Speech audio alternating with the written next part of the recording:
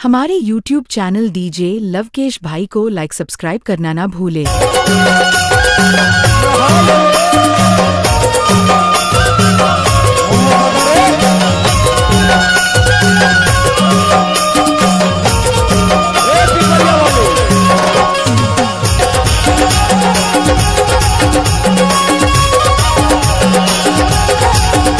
आपने सुना होगा लवकेश डीजे का नाम।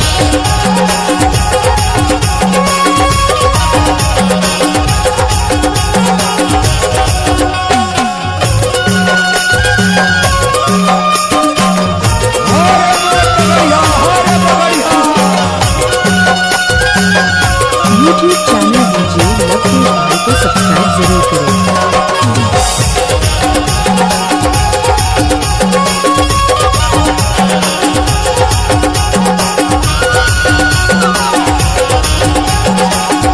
डीजे लवकेश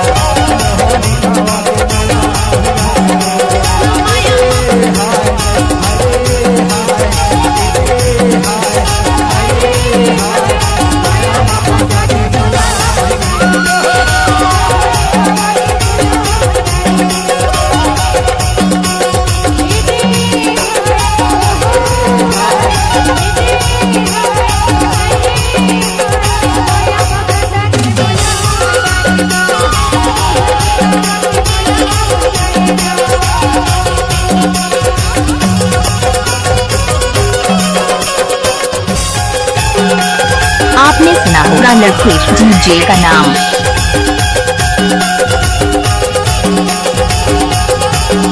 डीजे लवकेश आपका हार्दिक स्वागत करता है।